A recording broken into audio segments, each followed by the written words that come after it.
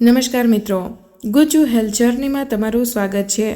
હાથ અને પગમાં વારંવાર ખાલી ચડી જવી, મોઢામાં ચાંદા પડવા, વધારે પડતા પ્રમાણમાં હેરફોલ થવું, ચહેરા પર ફિકાશ લાગવી, થોડું ઘણું પણ કંઈ કામ કરી બોડી થાકી જતું હોય, હાથમાં પગમાં ગોઠણમાં અને કમરમાં દુખાવો, આ બધું જ અત્યારે નાની ઉંમરમાં જ ખૂબ જ કોમન બની ગયું છે। આ બધું વિટામિન્સ અને મિનરલ્સની બોડીમાં ઉણપ સર્જાય, ડિફિશિયન્સ સર્જાય, જેના કારણે જ નાની ઉંમરમાં જ આ બધી તકલીફ અત્યારે ખૂબ જ કોમન બની ગઈ છે। તો આના માટે શું કરવું? તો એક વિટામિન છે જેનું નામ છે વિટામિન B12। જો તેની ઉણપ બોડીમાં સર્જાય, એટલે કે તેની ડિફિશિયન્સી જો તમારા બોડીમાં સર્જાય, તો જેના કારણે વારંવાર હાથ પગમાં ખાલી ચડી જવી, વારંવાર મોઢામાં તમારા ચાંદા પડી જતા હોય, આ બધી જ સમસ્યા વિટામિન B12ની ઉણપ તમારા બોડીમાં હોય તેના કારણે મિત્રો થતી હોય છે।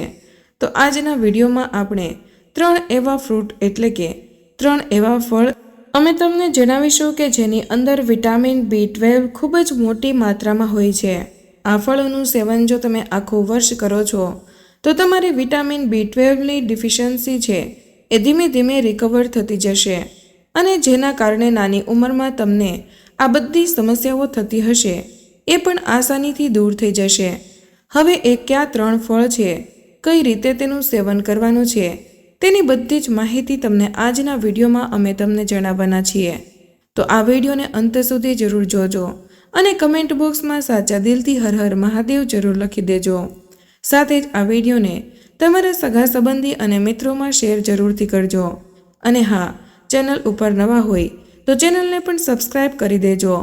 મિત્રો, પહેલા નંબર પર આવે છે બનાના, જેને આપણે ગુજરાતીમાં કેળા તરીકે ઓળખીએ છીએ, અને અત્યારની સિઝનમાં તો માર્કેટમાં ઢગલે ને ઢગલે આપણને કેળા મળી જાય છે, અને 12 માસ કોઈ પણ સિઝનમાં તમને આ કેળા આસાનીથી તમારા ઘરના વિસ્તારની આસપાસ ક્યાંય ને ક્યાંય જોવા મળી જશે।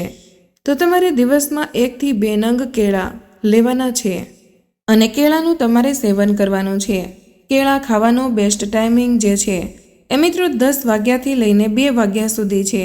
તમારે જ્યારે પણ ભૂખ લાગે ત્યારે કોઈ પણ પડીકું અથવા આચાર કુચર ખાધા વગર કેળાનું સેવન તમારે કરવાનું છે। કેળાની અંદર vitamin B6, B12, vitamin A અને તેની સિવાય પણ ઘણા બધા મિનરલ્સ અને વિટામિન્સ ભરપૂર માત્રામાં જોવા મળે છે।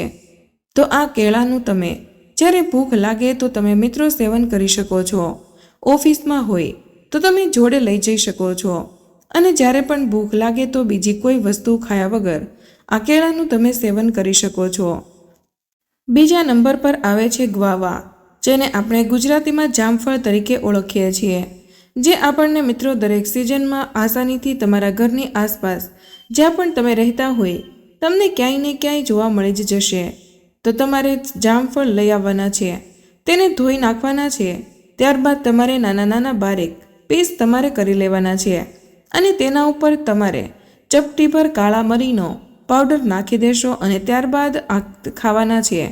તેનો પણ ખાવાનો સમય છે તમારે સૂર્યાસ્ત પહેલાં, એટલે કે 5-6 વાગ્યાની પહેલાં તમે સવારથી લઈને સાંજ સુધી ગમે ત્યારે તમને જ્યારે ભૂખ લાગે ત્યારે ખાઈ શકો છો।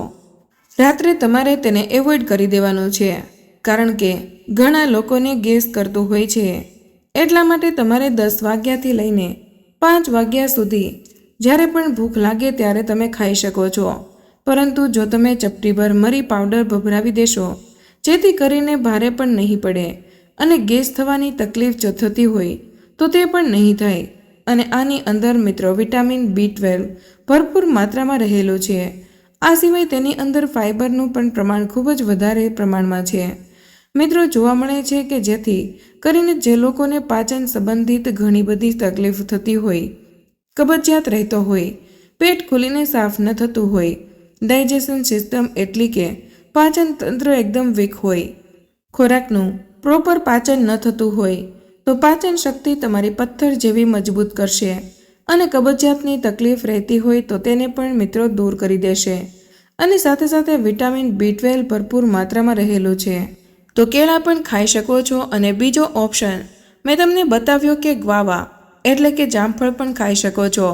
ત્રીજા નંબર પર આવે છે અંજીર, મિત્રો લીલું અંજીર પણ તમને માર્કેટમાં સિઝન હોય તો તમને મળી જશે, અથવા તો ડ્રાયફ્રૂટ્સના ફોર્મમાં આપણે આવે છે. તમારે 1 ગ્લાસ પાણી જેવું લેવાનું છે અને તેની અંદર 2 નંગ જેટલા તમારે અંજીર પલાળી દેવાના છે.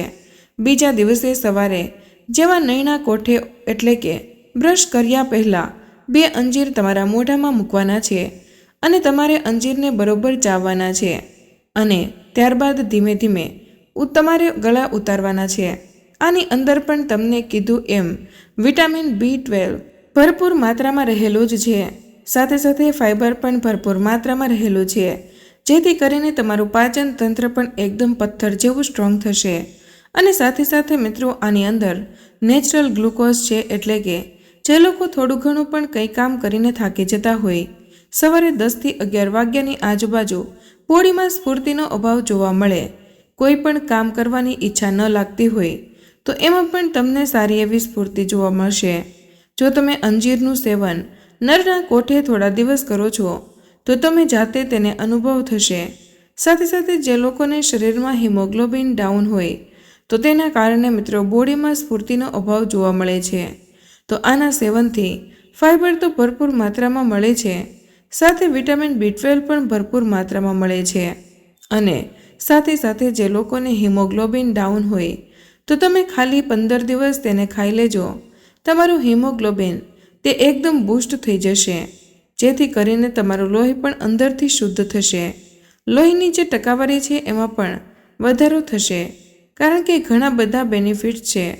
તો તમને આમાંથી જે પણ ભાવતું હોય, અંજીર છે, ગ્વાવા એટલે કે જામફળ છે, અને જો એ પણ ન ભાવતું હોય તો ત્રીજો ઓપ્શન છે કેળા. પરંતુ જે આ ફળનો મેં કીધું એ રીતે જ બેસ્ટ ટાઈમિંગ છે સવારના 10 વાગ્યાથી લઈને સાંજના 5-6 વાગ્યા સુધી. તમે કેળા ખાવાનો ટાઈમિંગ 10 થી 2 વાગ્યા સુધી, એટલે સાંજ પહેલાં એટલે કે સૂર્યાસ્ત પહેલાં તમારે આનું સેવન કરી દેવાનું છે. તો આનાથી ગણતરીના દિવસોમાં જ વિટામિન B12ની ડિફિશિયન્સી દૂર થઈ જશે અને એક સ્વસ્થ અને એક હેલ્ધી લાઈફ તમે જીવી શકશો. તો મિત્રો આજના વિડીયોમાં બસ આટલું જ. આજની આ માહિતી તમને કેવી લાગી અને આ વિડીયો તમે કયા શહેરમાંથી સાંભળી રહ્યા છો તે કમેન્ટમાં જરૂર જણાવજો. વિડીયો પસંદ આવ્યો હોય તો વિડીયોને લાઇક અને તમારા મિત્રો સાથે શેર કરજો. ચેનલ પર નવા હોય તો ચેનલને સબસ્ક્રાઈબ કરવાનું ભૂલશો નહીં. મળીએ એક નવા વિડીયોમાં. ત્યાં સુધી બધા જ મિત્રોને જય શ્રી કૃષ્ણ. ધન્યવાદ.